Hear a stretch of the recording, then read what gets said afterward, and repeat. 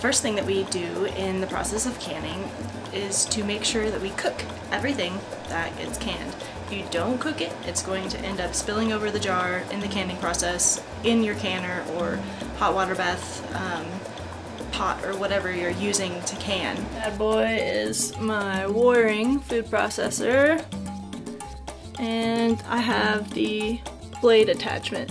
You are able to choose the height of the blade, so you can get the 1, the 2, 3, 4, 5, 6. You can adjust, so like it shows you the thickness of what you're cutting. So you attach that.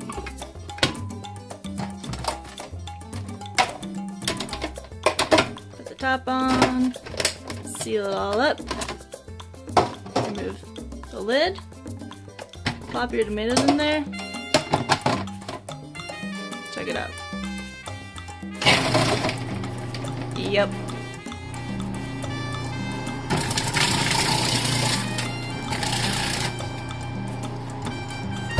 Fun.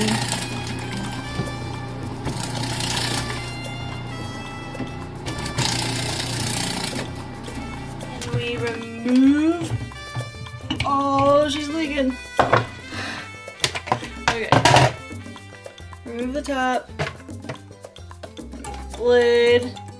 We're gonna take this right on over here and dump it into the pot. Oh shit. You know, life is full of messes. It's just a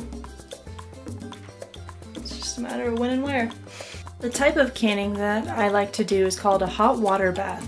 So this is a type of canner that you can get at Walmart, camping or flea market, thrift store thing. I actually just have this one single piece with the lid. I have nothing in it. And so I will, in order to start canning, I'll put the temperature about, you know, keep it up high. Wait for this water to boil. I have these old canning jar rings that I just plop down in here.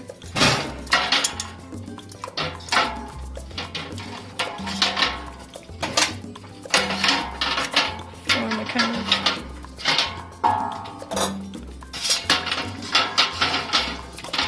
spherical shape. And then yeah, we'll just put the jars down on top of that. That way the jars can sit immersed about 1/2 inch to 1 inch in water. And as the water heats up, it'll bubble up over around the jars and continue to heat them. Continue to heat the insides of the contents until a certain temperature is reached. Then you take it off and take the jars out and let them cool, and voila, they will vacuum themselves shut. Next step is to make sure that you have clean, sterilized jars. The point being, clean, sterilized, is because over time it can possibly ferment whatever is not sterile or cooked in here. We started about right about here, so it's down about 3 inches. It's nice. So we are going to transfer this into a funnel within our dishes.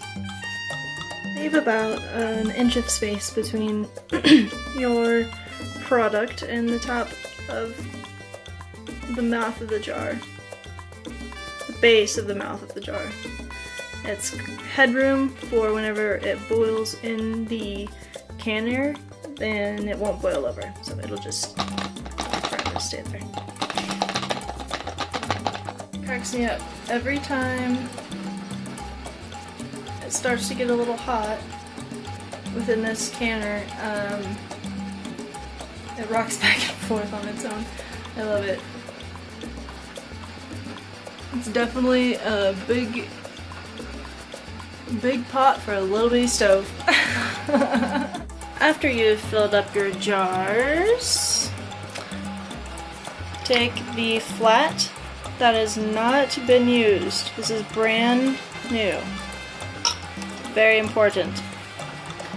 Put it down on each one of these, and just this. So this is pre-canner, going into the canner. Just finger tight, no more. It doesn't even really need, it just needs to hold the top on. It doesn't need to be like screwed on hard. Now that the steam is rising and the water is boiling, it's a low boil, but nonetheless a boil. It's very hot. And will heat up very quickly. So we take the can and place it in between both rings. Do it again. And this canner, these are quart jars, and if you put the straight sides all together all the way around, you can fit 6. I think 7? How's it? 1, 2, 3, 4, 5, 6, 7. Oh, you can fit 8. Straight sides all together, you can fit 8. Let's do it. 7.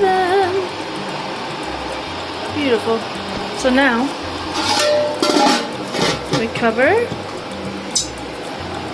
turn the heat down to a little over medium, and set the timer for 25 minutes. That seems to have done me well thus far.